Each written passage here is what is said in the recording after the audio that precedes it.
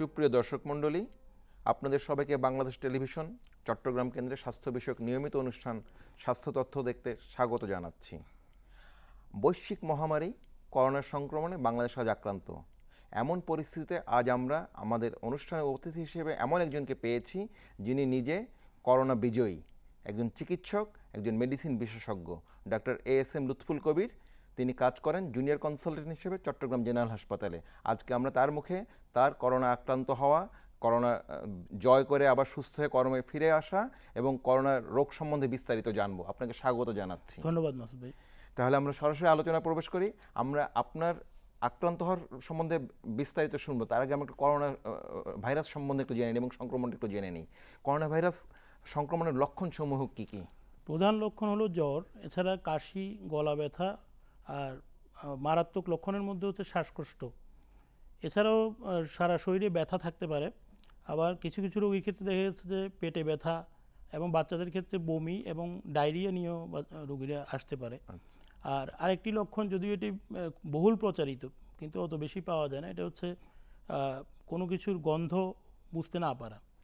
এছাড়াও খুব সামান্য কিছু ক্ষেত্রে কফের সাথে রক্ত যেতে পারে, যেটাকে আমরা ডাক্তারি ভাষায় হিমোপ্টাইসিস বলে থাকি। তবে এটার ইতিহাস থাকবে অল্প সময়ের, খুব অল্প সময়ের। এই যে লক্ষণগুলো আপনি বললেন, জ্বর বা কাশি বা পেটের সমস্যা বা কোনো কিছু গন্ধ না পাওয়া, এই সমস্যাগুলো কতদিন পরে রোগীর শরীরে ফুটে ওঠে? এগুলো সাধারণত 14 দিনের মধ্যেই আমরা লক্ষণগুলো দেখতে পাই। তবে বেশিরভাগ ক্ষেত্রেই 3 থেকে 5 দিনের মধ্যেই রোগের লক্ষণগুলো প্রকাশ পায়।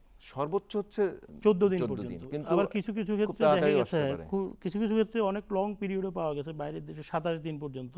তবে আমরা সাধারণত বলি যে এটা 14 দিন। এই করোনার এই লক্ষণের উপর ভিত্তি করে সব রোগী কি একই ক্যাটাগরিতে বা শ্রেণীবিন্যাস হবে, নাকি এদের কোনো শ্রেণীবিন্যাস আপনারা করেন রোগের তীব্রতা অনুযায়ী? আসলে আপনার মাসুদ ভাই, আপনারা জানেন যে কোনো যখন এই ধরনের সংক্রামক ব্যাধি আসে, এটা জাতীয় গাইডলাইন থাকে। জাতীয় গাইডলাইন অনুযায়ী আমরা করোনা রোগীগুলোকে চিকিৎসার সুবিধার্থে, এটা আমাদের জন্য, চিকিৎসকদের জন্য, যে আমরা 4টা ভাগে ভাগ করি: mild, moderate, severe and critical. বাংলায় বললে মৃদু, মাঝারি, মারাত্মক এবং ক্রিটিক্যাল। আপনি কাদেরকে মৃদু বলবেন?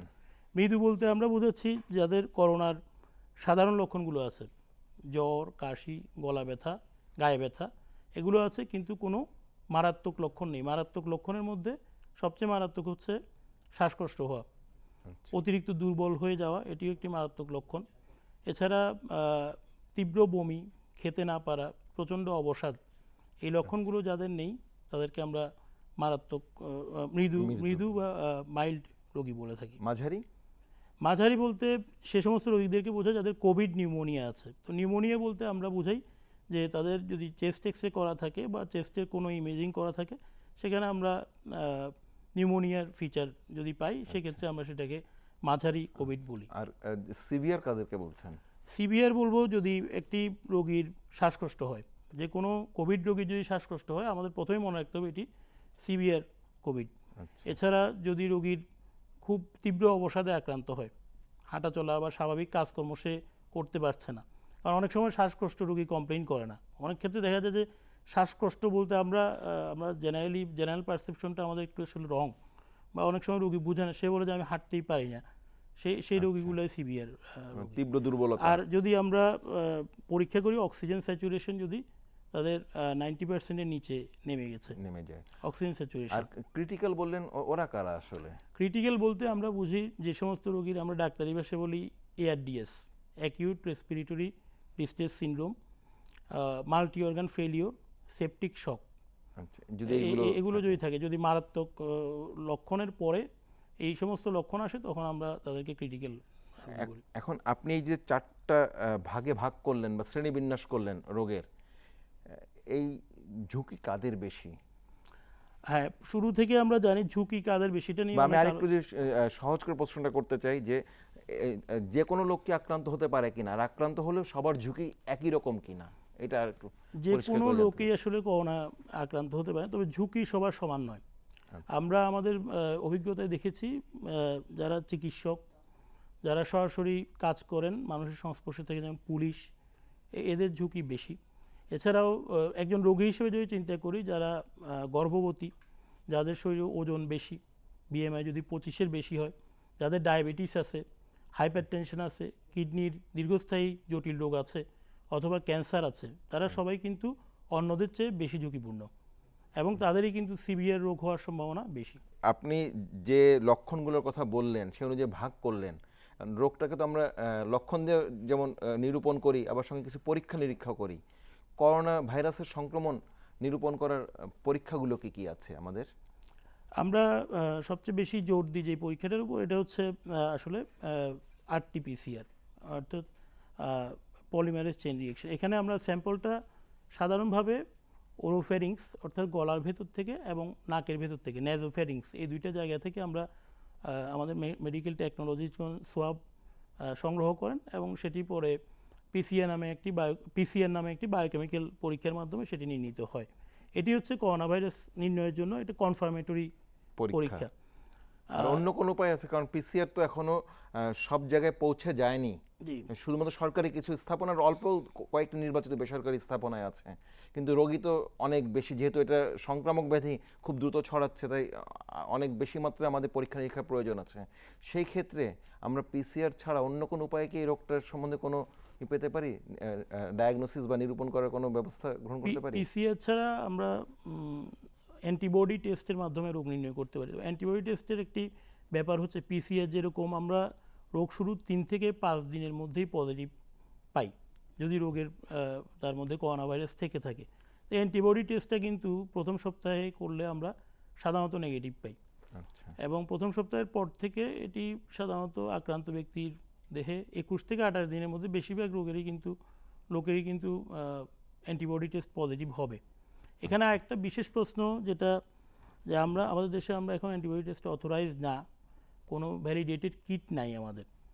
আমরা যেগুলো রিপোর্ট পাচ্ছি বাইরের থেকে, যেমন সিডিসি, ওদের একটা কিট আছে যেটা সেন্সিটিভিটি ওরা বলছে 99%। আমাদের দেশেও আপনারা সবাই জানেন একটি কিট পরীক্ষার জন্য ভ্যালিডেশনের প্রসেসে আছে এবং সিডিসি রিকমেন্ড করে উইদাউট প্রপার ভ্যালিডেশন কোনো অ্যান্টিবডি টেস্টের কিন্তু রিকমেন্ডেশন দেওয়া যাবে না। সেটি আরও সমস্যা তৈরি করতে পারে। তাহলে অ্যান্টিবডি টেস্ট ছাড়া আর অন্য কোনো বায়োকেমিক্যাল আচ্ছা, কোনো টেস্ট অ্যান্টিবডি টেস্ট তো অ্যান্টিবডি টেস্ট অ্যাকচুয়ালি নন এক্সিস্টেন্ট, যেহেতু আমরা এখনও পাচ্ছি না। জি, সেজন্য আমাদের ন্যাশনাল গাইডলাইনে রোগীর লক্ষণ এবং রোগীর ক্লিনিক্যাল পরীক্ষা নিরীক্ষা এবং অন্যান্য ইনভেস্টিগেশনের উপর জোর দেওয়া কি হয়েছে। ধরনের ইনভেস্টিগেশন? প্রথম কথা হচ্ছে আমরা যখন একটি রোগী দেখব, এপিডেমিওলজিক্যালি চিন্তা করতে হবে যে এখন কোন রোগটা হচ্ছে। এখন সবচেয়ে বেশি হচ্ছে কোভিড রোগ। তাহলে আমরা যদি কোনো জ্বর নিয়ে রোগী আসে, আমার প্রথমেই ক্লিনিশিয়ান হিসেবে মাথায় থাকতে হবে এটি কোভিড রোগ হতে পারে, সবার আগে আমি কোভিডকে স্থান দিব, পরবর্তীতে অন্যান্য রোগ আমরা চিন্তা করব।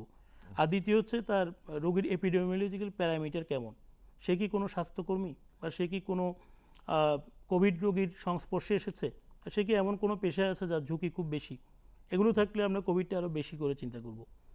আচ্ছা, এরপর রোগীর শারীরিক পরীক্ষা নিরীক্ষায় যদি দেখি যে জ্বর আছে, রোগীর শ্বাস প্রশ্বাস দ্রুত হচ্ছে, পালস অক্সিমিটারে দেখলাম যে অক্সিজেন কমে গেছে, সেক্ষেত্রে আমরা অনেকটা নিশ্চিত হয়ে ধরে নিতে পারি যে এটা কোভিড। কারণ জ্বরের সাথে যদি স্যাচুরেশন কমে যায় তখন আমরা কোভিডই চিন্তা করব।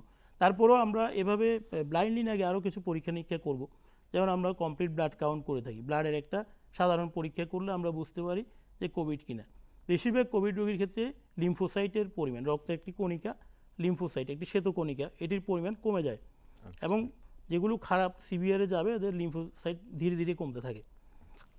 আরেকটি হচ্ছে আমরা সিআরপি একটি পরীক্ষা করি, সিআরপি সাধারণত বেশি থাকে। এছাড়া অন্যান্য পরীক্ষার মধ্যে ডি ডাইমার, ফেরিটিন, এলডিএইচ, এটা আমরা প্রয়োজন ভেদে করতে পারি। আরেকটি পরীক্ষা নিয়ে ইদানিং আলোচনা হচ্ছে, বিশেষ করে ইমেজিং মোডালিটি। ইমেজিংয়ের মধ্যে আমরা চেস্ট এক্স রে এবং চেস্টের সিটি স্ক্যান, যেটা হাই রেজলিউশন সিটি স্ক্যান বলি আমরা, সেটা করতে পারি। হাই রেজলিউশন সিটি স্ক্যান দেখা যাচ্ছে যে ইভেন মোর সেন্সিটিভ দেন আরটিপিসিআর। ধন্যবাদ আপনাকে। আমি আসলে এই প্রশ্নটা করার উদ্দেশ্য শুধুমাত্র রোগী বা তার স্বজনদের সচেতন করার জন্য না, এই প্রশ্নটা করার আমার মূল উদ্দেশ্য ছিল কারণ প্রান্তিক পর্যায়ে আমাদের অনেক চিকিৎসক কাজ করেন, প্রাতিষ্ঠানিকভাবে কোনো টার্সিয়ারি হসপিটালে কাজ করেন না, কিন্তু তাদের কাছে করোনা রোগী যাচ্ছে, তারা যাতে একটা নির্দেশনা পায় যে কি কি ধরনের পরীক্ষা তারা করবে, এই জন্য আমি প্রশ্নটা আপনাকে আচ্ছা, আমি করেছিলাম। এখানে একটু যোগ করি যে প্রান্তিক চিকিৎসকদের অনেকে ফোন করে বা আমাকে মেসেঞ্জারে বা অনেকের সাথে যোগাযোগ আছে, ওনারা জানতে চায় যে ওনারা কীভাবে রোগ নির্ণয় করবে। জি, কারণ আমিও উপজেলা স্বাস্থ্য কমপ্লেক্সে কাজ করেছি কিছুদিন আগেও, খুব কঠিন আসলে, কোনো পরীক্ষা নিরীক্ষার বা ব্যবস্থা যারা নাই, চাকরি করেই না, প্রাইভেট প্রাইভেট প্র্যাকটিস করে। আমি মনে করি সেক্ষেত্রে ক্লিনিক্যাল এক্সামিনেশন এবং পালস অক্সিমিটার, আর যদি সুবিধা থাকে চেস্ট এক্সরে। এখন রোগ নিরূপণ হলো, চিকিৎসার কি ব্যবস্থা আছে এটার? সামাজিক মাধ্যমে, প্রচার মাধ্যমে বিভিন্ন জায়গায় করোনা নিয়ে এক ধরনের হাহাকার দেখছি চিকিৎসা নিয়ে, সেই জন্য জানতেছি চিকিৎসার কি কোনো ব্যবস্থা আছে? চিকিৎসার ব্যবস্থা অবশ্যই আছে। করোনা কিন্তু এটি চিকিৎসাযোগ্য রোগ। আমরা একটা অনেকের মধ্যে আতঙ্ক কাজ করছে, আসলে স্বাভাবিক। তবে একটা জিনিস মনে রাখতে হবে, করোনার ক্ষেত্রে মর্টালিটি রেট, কেস ফ্যাটালিটি রেটটা কিন্তু অন্যান্য ইনফেকশাস ডিজিজের সাথে তুলনা করলে এটা কিন্তু কম। কিরকম? আমরা যদি দেখি করোনার case fatality rate world wide 3%, এবং বাংলাদেশে প্রেডিক্টেড এটা একটু কম, 2%। আমাদের কম। আমাদের কম এখনো পর্যন্ত। তো সেই ক্ষেত্রে এক নম্বর কথা হচ্ছে এটা, যে কেস করোনা যদি হয় সাথে সাথে আমি মারা যাব, এটা নয়, করোনারও চিকিৎসা আছে। তো চিকিৎসা করার জন্য আমরা সাধারণত আমরা জানি যে ন্যাশনাল গাইডলাইন আমাদের আছে, সেটা ফলো করে আমরা চিকিৎসা করি। যদি আমরা মৃদু রোগী হয়, মৃদু রোগীর ক্ষেত্রে আমরা তার আইসোলেশনের ব্যবস্থা করতে হবে। এটা খুবই গুরুত্বপূর্ণ। আমরা রোগীকে যখনই আমরা করোনা টেস্ট পজিটিভ পাবো, সিমটম অনুযায়ী যদি দেখি যে সে মৃদু রোগী, আমরা তাকে আলাদা করে ফেলবো। তো এখন যেহেতু আমাদের হসপিটাল বেডের ক্রাইসিস, এই জন্য হোম আইসোলেশনেরও একটা ব্যবস্থা আছে। জি। প্রোটিন সমৃদ্ধ খাবার খাবেন, রেসপিরেটরি এক্সারসাইজের কথা বলি, ব্রিদিং এক্সারসাইজ, এছাড়া প্রোন পজিশনিং, রোগী উপুর হয়ে শুয়ে থাকবে। বিভিন্ন গবেষণায় দেখা গেছে যে মাঝারি এবং সিভিয়ার রোগী যদি উপুর হয়ে শুয়ে থাকে, মাঝারি রোগীর ক্ষেত্রে 4 থেকে 6 ঘন্টা, এবং সিভিয়ার ক্রিটিক্যালের ক্ষেত্রে 12 থেকে 16 ঘন্টা যদি সে উপুর হয়ে শুয়ে থাকে বা এক পাশে কাত হয়েও থাকে, এতে তার শরীরের অক্সিজেনের মাত্রাটা মোটামুটি ঠিক থাকে। আচ্ছা, চিকিৎসা ব্যবস্থার মধ্যে অন্যান্য আমরা অ্যান্টিভাইরাল ওষুধ প্রয়োগ করি রোগীর অবস্থা ভেদে, স্টেরয়েড জাতীয় ওষুধ প্রয়োগ করি, টসিলিজুমাব নামে একটা ওষুধ আছে, ইমিউনো মডিউলেটরি, আরও অনেক প্রায় 100টির মতো ওষুধ নিয়ে এখন পরীক্ষা নিরীক্ষা চলছে। তবে আমরা আপনার কাছে আসবো, কয়েকটা বিশেষ ধরনের ওষুধ নিয়ে আমরা আলোচনা করব আপনার কাছে। আপনি এই যে চিকিৎসার কথা বললেন ঘরে থাকার, তাহলে হাসপাতালে কখন যাবে, কোন পর্যায়ে গেলে হাসপাতালে যাবে? হাসপাতালে আসলে যেসব রোগী মাঝারি অথবা তীব্র বা ক্রিটিক্যাল, তো ওরা কীভাবে বুঝবে? রোগীদের জন্য ইম্পর্টেন্ট হচ্ছে, যদি আপনি দেখেন যে আপনার শ্বাসকষ্ট হচ্ছে, আপনি অল্পতে হাঁপিয়ে উঠছেন, খুব দুর্বল বোধ করছেন, এবং আপনার যদি স্যাচুরেশন দেখেন যে 90%-এর নিচে নেমে গেছে, তখন আপনি অবশ্যই হাসপাতালে যেতে হবে আপনাকে। মানে বাসায় থাকবে, কিন্তু যদি 90%-এর নিচে নামে তাহলে হাসপাতালে যাবে। আরেকটা হলো যে সমস্ত মৃদু রোগীর ঝুঁকি, অন্যান্য ঝুঁকিপূর্ণ রোগ আছে, যেমন ডায়াবেটিস, প্রেশার বা ক্যান্সার, কিডনির দীর্ঘস্থায়ী রোগ যদি থাকে, তাহলে মৃদু লক্ষণের রোগীকে আমরা হাসপাতালে ভর্তি হতে বলি। আচ্ছা, তাহলে এই যে অক্সিজেনের কথা যেটা বলা হলো, যে পালস অক্সিমিটারে অক্সিজেন স্যাচুরেশন যদি 90%-এর নিচে নেমে যায়, তাহলে এই অক্সিজেন কি বাসাতেও দেওয়া সম্ভব? সুন্দর প্রশ্ন। আসলে বাইরের দেশগুলোতেও কিন্তু আমরা জানি যে হেলথ যে সিস্টেম, এটা কিন্তু করোনার মতো প্যান্ডেমিক খুব কোলাপসড হয়ে যায়। এটা আপনারা যদি বাইরের রিপোর্টগুলো দেখেন, সেখানেও দেখবেন কোলাপসড হয়ে গেছিলো সবগুলো দেশেই, কিন্তু ওরা ওখান থেকেই বিভিন্ন মেজার বের করছে। তার মধ্যে একটা হচ্ছে হসপিটালের বাসাতেই অক্সিজেন ডেলিভারির ব্যবস্থা করা। আপনি যদি স্যাচুরেশন কমে যায়, সেক্ষেত্রে প্রাথমিকভাবে আপনি বাসাতে অক্সিজেন দিতে পারেন। তো অক্সিজেন ডেলিভারি ডিভাইসগুলোর মধ্যে আমরা অক্সিজেন সিলিন্ডারটা বাসায় দিতে পারবো, অন্যান্যগুলো আমরা বাসায় দিতে পারবো না। সিলিন্ডার থেকে আমরা অল্প মাত্রার অক্সিজেন লাগবে সে বাসায় দিতে পারবে। যার অল্প মাত্রা, খুব সুন্দর একটা ডিকটেশন, যে অল্প মাত্রা যাদের অক্সিজেন লাগবে তাদের কিন্তু আমরা বাসায় চিকিৎসা দিতে পারি। কিন্তু যাদের অল্প মাত্রা অক্সিজেনে ইমপ্রুভ হচ্ছে না, আমি 90%-এর নিচে পেলাম, 2 লিটার দিলাম নেজাল ক্যানুলাতে, হচ্ছে না, 4 লিটার দিলাম, হচ্ছে না, ফেস মাস্কে দিলাম, তাও হচ্ছে না, এই রোগীগুলো কিন্তু আমরা বাসায় রাখা যাবে না। জি, ধন্যবাদ আপনাকে। তার আরেকটা বিষয় আমি জানতে চাচ্ছি, যদি আপনি বললেন যে মৃদু রোগের লক্ষণ যাদের, তাদের বাসায় থাকতে আইসোলেশন করে, এবং তারা ওই প্রোটিন খাবে, ব্রিদিং এক্সারসাইজ করবে, কিন্তু আমাদের বেশিরভাগই দেখা যায় কি একটা বাসাতে একটা টয়লেট শেয়ার করতে হয়, কমন টয়লেট, বা একটাই বাথরুম থাকে। তাহলে এইরকম রোগীর আইসোলেশনের ব্যাপারে কি ধরনের সতর্কতা নেওয়া যেতে পারে? যদি টয়লেট একটা থাকে, রুম যদি রোগীর জন্য অ্যারেঞ্জ করা সম্ভব, আলাদা রুম হলে সবচেয়ে ভালো। আলাদা রুমে রোগী যদি থাকে, সেক্ষেত্রে চেষ্টা করতে হবে যে রুমটাতে আলো বাতাস বেশি প্রবেশ করে সেই রুমটাতে তাকে রাখতে। এবং রোগী যখন রুমে থাকবেন একা, তখন মাস্ক ব্যবহার করার দরকার নেই, তিনি ঘন ঘন হাত ধুবেন 20 সেকেন্ড ধরে। আর যখন উনি টয়লেট করতে, যদি কমন টয়লেট হয়, সেক্ষেত্রে আমরা একটা শিডিউল করে দেবে যে রোগী সবার শেষে টয়লেটটি ব্যবহার করবে এবং টয়লেটে যাওয়ার সময় তিনি মাস্ক পরিধান করবেন। আচ্ছা তাকে খাবার দাবার দেওয়ার জন্য পরিবারের অপেক্ষাকৃত সুস্থ সবল একজন ব্যক্তিকে নির্বাচন করতে হবে। উনি খাবারটি বাইরে রেখে দিবেন। রোগী খাওয়ার পরে যে থালা বাসনগুলো থাকবে এগুলো ভালো করে খুব দ্রুত সাবান দিয়ে ধুয়ে ফেলতে হবে। আচ্ছা, আরেকটি জিনিস এখানে যোগ করি, অনেক ক্ষেত্রে দেখা যায় যে অনেক ছোট বাচ্চা আছে এমন মায়েরা আক্রান্ত হন।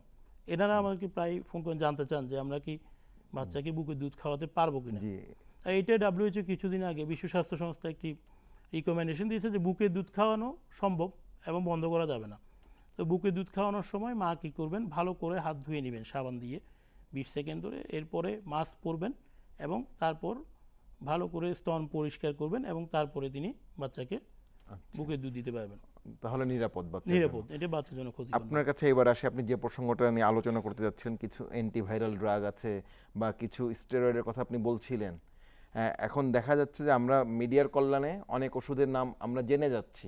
যেমন রিসেন্টলি আমরা জানলাম ডেক্সামেথসোন নাকি করোনার একটা জীবন রক্ষাকারী ওষুধ, বা ইভারমেকটিন আরেকটা ওষুধ আছে, সেটারও বহুল ব্যবহার, এমনকি ডাক্তার কাছে যাওয়ার আগে রোগীরা খেয়ে নিচ্ছে। এই ওষুধগুলো সম্বন্ধে যদি একটু আমাদের বলতেন। এমন একটা যুগে আমরা এসেছি, মিডিয়ার আমরা তো মুখ বন্ধ রাখতে পারবো না। আমাদের যেটা করতে হবে, আমাদের মানুষকে সচেতন করতে হবে এবং এটা প্রাইমারি দায়িত্ব মিডিয়ার উপর পড়ে এবং আমরা যারা স্বাস্থ্যকর্মী তাদেরও দায়িত্ব আছে। তো দেখা যাচ্ছে যে আমাদের এখানে অনেক মানুষ এই খবরগুলো শুনে যে ডেক্সামেথাসোন শোনার পরে আমরা কেনা শুরু করলাম, তো এটা বাজার থেকে আউট হয়ে গেল। তো এটা খেয়াল রাখতে হবে ডেক্সামেথাসোন কোন রোগীদের ক্ষেত্রে ট্রায়াল দেওয়া হয়েছিল। এগুলো কিন্তু ক্লিনিক্যাল ট্রায়াল আমরা, আপনি জানেন মাসুদ ভাই, আপনি ফার্মাকোলজির একজন শিক্ষক। ক্লিনিক্যাল ট্রায়াল আমরা দিই হচ্ছে একটা ওষুধের উপযোগিতা পরীক্ষা করার জন্য। এটা অনেকগুলো ধাপ পার হয়ে শেষে হিউম্যান ট্রায়ালে আসে। ডেক্সামেথাসোন অক্সফোর্ড ইউনিভার্সিটির গবেষকরা একটা ট্রায়াল দিয়েছেন এবং এটা হচ্ছে ভেন্টিলেটরে যে রোগীগুলো আছে, আচ্ছা মানে সিভিয়ারলি ইল। আপনারা জানেন যে ভেন্টিলেটরে করোনা রোগীর মৃত্যু হার খুবই বেশি, এমনকি আমেরিকার আইসিইউগুলোতেও 92%, 93%, মোর দেন 90%। অর্থাৎ মৃদু বা মাঝারি রোগীদের ক্ষেত্রে, মৃদু বা মাঝারি রোগীদের ক্ষেত্রে ডেক্সামেথাসোনের খুব বেশি রোল নাই, তবে ডেক্সামেথাসোন আরেকটি ট্রায়াল আছে ARDS-এ, সেখানে আমরা ডেক্সামেথাসোন প্রয়োগ করতে পারি, সেটাও সিভিয়ার রোগীর ক্ষেত্রে। মৃদু মাঝারি রোগী আগে থেকে ডেক্সামেথাসোন খেলে ক্ষতি হবে। আচ্ছা কী ক্ষতি হবে? আমরা জানি যে স্টেরয়েডটা শরীর থেকে ভাইরাসটাকে বের হতে যে সময় লাগে, নর্মালি ন্যাচারাল ইমিউনিটিতে যত দিনে বের হবে, স্টেরয়েড খেলে ভাইরাল ক্লিয়ারেন্স তার অনেক বেশি সময় লাগে। ভাইরাল শেডিংটা স্টেরয়েড স্লো করে দেয়, ও আচ্ছা ভাইরাল শেডিংটা বাড়িয়ে দেয় এবং এটা ভাইরাল ক্লিয়ারেন্স শরীর থেকে অনেক ডিলে করে। শুধু এই জন্যই দীর্ঘ সময় থেকে যায় ভাইরাস। এই জন্যই কিন্তু বিশ্ব স্বাস্থ্য সংস্থা অনেক দিন পর্যন্ত স্টেরয়েডের ব্যাপারে কিন্তু রিকমেন্ড করে নাই, যদিও অন্যান্য দেশগুলা ব্যবহার করেছে, কিন্তু বিশ্ব স্বাস্থ্য সংস্থা আর রিকমেন্ড করে নাই। ইভারমেকটিন এই ওষুধটা, ইভারমেকটিন এখনকার যুগের খুব আলোচিত ওষুধ। আমরা যারা মেডিসিন প্র্যাকটিস করে, যে কোনো প্র্যাকটিশনার আমরা দেখি যে ইভারমেকটিন খেয়েই রোগীরা আসছে। ম্যাক্সিমাম রোগী এখন ইভারমেকটিনের পক্ষে অনেকে বলেছেন মিডিয়াতে। আচ্ছা, ইভারমেকটিনটা কীভাবে আসলো? ইভারমেকটিন আমরা জানি এটা অ্যান্টি প্যারাসাইটিক ওষুধ, কৃমিনাশক ওষুধ হিসেবে এটি ব্যবহার হয়। স্ট্রঙ্গাইলোডেস বা আরও কিছু অপ্রচলিত ইনফেকশনে ব্যবহার হয়। তো ইভারমেকটিনটা আসলে অস্ট্রেলিয়ার ভিক্টোরিয়া ইউনিভার্সিটির বিজ্ঞানীরা ওনারা একটা রিসার্চ করেছিলেন, অ্যানিম্যাল স্টাডি। অ্যানিম্যাল সেলে ওনারা করোনা ভাইরাস ইনফেকশন ঘটিয়ে দেন ওখানে ইভারমেকটিন প্রয়োগ করে দেখেছেন যে ইভারমেকটিন প্রয়োগের সাথে সাথে প্রায় 5000 টাইমস কমে যাচ্ছে করোনা ভাইরাসের RNA। তো এটা একটা অ্যানিম্যাল ট্রায়াল, এখনও কিন্তু হিউম্যানে ট্রায়াল চলছে। বা কোনো ইউনিভার্সিটি বাইরের বলছে যে আমরা চূড়ান্ত ফলাফল আসেনি। আরেকটা জিনিস আমি এখানে যোগ করতে চাই, এটা আমার নিজস্ব মতামত নয়, এটা বিভিন্ন ইউনিভার্সিটি মেডস্কেপ রেফারেন্স বা এর থেকে পেয়েছি আমি। ওরা বলছে যে ইভারমেকটিন অ্যানিমেলে যে ডোজে দিলে কাজ করছে, এটা যদি হিউম্যান ডোজে কনভার্ট করতে হয়, it will be very high. আচ্ছা ইউজুয়ালি ইভারমেকটিনের ডোজ আমরা 200 মাইক্রোগ্রাম পার কেজি, কিন্তু এখানে ডোজটা লাগবে আরও অনেক বেশি। সেটা ক্ষেত্রে ইভারমেকটিন কিছু পার্শ্ব প্রতিক্রিয়াও তৈরি করতে পারে, জি, ঝুঁকি তৈরি করবে। ঝুঁকি তৈরি করতে পারে। আরেকটা বিষয় আপনার কাছে জানতে চাচ্ছি, আমাদের জনসাধারণের যে আচরণ সেটা নিয়ে। যেমন আরেকটা বিষয় খুব বেশি আমাদের চলছে যে গরম পানি লেবু দিয়ে খাওয়া বা ঘন ঘন রং চা খাওয়া, অথবা আদা লবঙ্গ দিয়ে গরম পানি খাওয়া, বা রোদ পোহানো দীর্ঘ সময় ধরে, এগুলোতে নাকি করোনার বিরুদ্ধে এক ধরনের প্রতিরোধ ব্যবস্থা গড়ে ওঠে। এই বিষয়ে যদি একটু আমাদেরকে জানাতেন। না, এটা আসলে ওয়াইডলি প্র্যাকটিস যেটা হয় আসলে করোনাতে গলা ব্যথা হয়, তখন যদি আপনি আদা লবঙ্গ এগুলো খান একটু গলা ব্যথাটা কমে। কিন্তু এগুলো যে করোনা ভাইরাসকে শরীর থেকে দূর করতে কোনো ভূমিকা রাখে এমন কোনো বৈজ্ঞানিক প্রমাণ এখনও পর্যন্ত পাওয়া যায়নি। বাইরের দেশের বিজ্ঞানীরা বলেছেন অর্থাৎ আলট্রাভায়োলেট গলায় একটু আরাম হয়। আরাম হয়। আচ্ছা, আপনি যখন করোনার মাইল্ড সিমটম নিয়ে ভুগবেন তখন এটা কাজ করবে, কিন্তু যখন সিভিয়ার ক্রিটিক্যাল এই ক্ষেত্রে কোনো রোল নাই। ধন্যবাদ। তাহলে আরেকটা বিষয় যেখানে আসে আমাদের, এটাও আমরা অনেক খুব নির্মম বা বেশ কিছু অমানবিক আচরণ আমরা দেখেছি মৃতের সৎকার নিয়ে। সেটা আপনার নজরে নিশ্চয়ই পড়েছে যে মৃতদেহকে সৎকার করতে দেওয়া হচ্ছে না, এক ধরনের আতঙ্ক থেকে। এখন মৃতদেহে থেকে করোনা ভাইরাস ছড়ানোর ঝুঁকি কতটুকুন আছে বা কতক্ষণ পর্যন্ত আছে? আমরা জানি যে করোনা ভাইরাস রেসপিরেটরি ড্রপলেটের মাধ্যমে ছড়ায়, অর্থাৎ আক্রান্ত ব্যক্তির হাঁচি কাশি এগুলোর মাধ্যমে বাতাসে ভেসে অন্য একজন লোকের নাক মুখ দিয়ে ঢুকে এটা ছড়ায়। যিনি মৃত তার হাঁচি কাশির সুযোগ নাই, সুতরাং রেসপিরেটরি ড্রপলেটের মাধ্যমে ছড়ানোর কোনো সুযোগ নাই মৃত ব্যক্তির দেহ থেকে। তো এই জন্য মৃত ব্যক্তি মৃত ব্যক্তিকে কোনো ভয় করার কিছু নাই। তবে মৃত ব্যক্তির সৎকারের ক্ষেত্রে আমরা নির্দিষ্ট কিছু ইনফেকশন প্রিভেনশন কন্ট্রোল প্রক্রিয়া আছে, সেগুলো অনুসরণ করে সঠিক পিপিই পরিধান করে আমরা তাকে, অর্থাৎ যাতে সরাসরি তাকে স্পর্শ না করা হয়, মিনিমাম স্পর্শ করে, এবং ট্রেইন পার্সোনাল, এটা আমরা জানি যে আমাদের সিভিল সার্জন স্যার এর দায়িত্বে থাকেন, ওনার টিম আছে, ওনারা ইনফেকশন কন্ট্রোল প্রোটোকল ব্যবহার করে প্রপার পিপিই পরে ধর্মীয় অনুশাসন মেনে যদি আক্রান্ত ব্যক্তিকে কবর দেন, ওখান থেকে ছড়ানোর কোনো সম্ভাবনা না। বেশিরভাগ ক্ষেত্রে দেখা যাচ্ছে যে মানুষজন কবরে, আমি এমনও দেখেছি ব্যানার টাঙানো এখানে করোনা রোগী কবর দেওয়া, এটা আসলে খুব ইনহিউম্যান আচরণ, অমানবিক। আমরা এত বিষয় শিখলাম, এই জিনিসগুলো আমরা বারবারই বলে যাচ্ছি।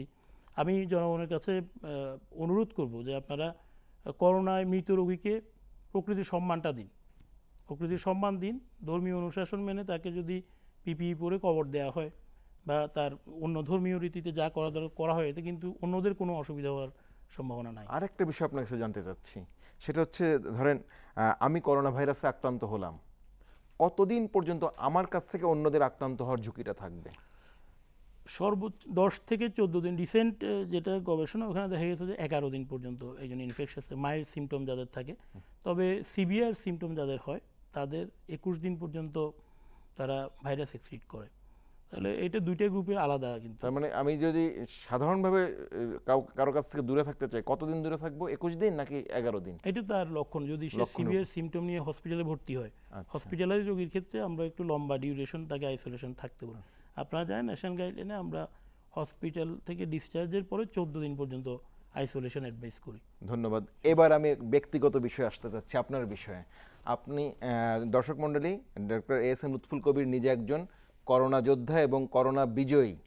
তিনি চট্টগ্রাম জেনারেল হাসপাতালে কাজ করছেন জুনিয়র কনসালটেন্ট হিসেবে, এবং সেখানে কাজ করতে করতেই করোনা রোগীদের চিকিৎসা দিতে গিয়ে তিনি নিজেও করোনা আক্রান্ত হয়েছিলেন। এবার এই বিষয়ে আপনার কাছে এই গল্পটা একটু জানতে চাচ্ছি আপনার কাছে, আপনি কিভাবে আক্রান্ত হলেন বা আপনার অসুস্থতার সেই পর্যায়ক্রমিক ইতিহাসগুলো যদি আমার জানাতেন, এবং আপনি কিভাবে সুস্থ হলেন। আসলে আমি 4 তারিখ, মে মাসের 4 তারিখে আমি আইসোলেশন ওয়ার্ডে রাউন্ড দিই। তো মে মাসের 4 তারিখে আমি প্রথম একটু গায়ে ব্যথা করছিল, তখন রমজান মাস ছিল। আমি চিন্তা করলাম যে আগের দিনে তো এসি চালানো ছিল, ওই জন্য গায়ে ব্যথা করছিল এবং একটু জ্বর আসলো। আমি টেম্পারেচার মেপে দেখলাম 100। তো প্রথম 2 দিন জ্বর 100, 199 এরকম ছিল, কাশি ছিল না। তো আমি প্রথম 2 দিন চিন্তা করলাম দেখি একটু। তৃতীয় চতুর্থ দিনের দিকে যখন আমি একটু অবসাদ ফিল করি, আমি তখন পরীক্ষা করাই আরটিপিসিআর রেজাল্ট আমি 6ষ্ঠ দিনে জানতে পারি যে নেগেটিভ। কিন্তু তখনও কিন্তু আমার শরীর অসুস্থ, আমি দেখছি যে আমি স্বাভাবিক কাজকর্ম করতে পারছি না, জ্বরও কমছে না, জ্বর বরং বেড়ে যাচ্ছে। তো আমি এই অবস্থায় চট্টগ্রাম মেডিকেল কলেজে মেডিসিন বিভাগের সহায়তা পাই। ওনারা আমার সাথে যোগাযোগ করেন, ওনারা জানতে পেরেছিলেন যে আমি অসুস্থ, ওনারা আমাকে ওখানে ভর্তি হতে বলেন। আমি দেখি যে আমার স্যাচুরেশন মাপছিলাম, আমি পালস অক্সিমিটার দিয়ে কমে যাচ্ছিল, মাঝে মাঝে 90 নিচেও নেমে যাচ্ছিল। আমি এই জন্য প্রথম 2 দিন আমি 7ম এবং 8ম দিন অসুস্থতার আমি বাসায় সিলিন্ডারের মাধ্যমে অক্সিজেন নিই, একটু ভালো বোধ করি, অক্সিজেন নিলে আমি ভালো বোধ করতাম। কিন্তু পরে চিন্তা করলাম যে আমার যেহেতু কন্টিনিউয়াস অক্সিজেন লাগছে, আমার হসপিটালে ভর্তি হতে হবে। আমি তখন চট্টগ্রাম মেডিকেল কলেজ হাসপাতালে ভর্তি হই। জরুরি বিভাগ থেকে কেবিন দেওয়া হয়।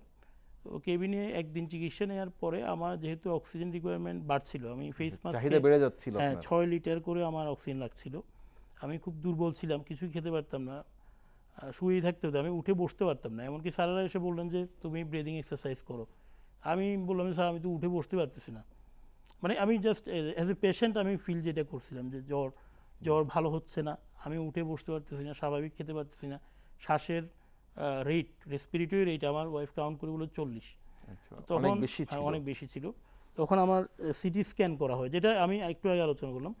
সিটি স্ক্যানে আমার করোনার কিছু ফিচার আসে, যে ফিচারগুলো বিভিন্ন জার্নালে আছে, সে ধরনের ফিচার আসার পরে আমাকে স্যারেরা মেডিসিন বিভাগ থেকে বলা হলো যে আইসিইউতে রেফার করা হলো।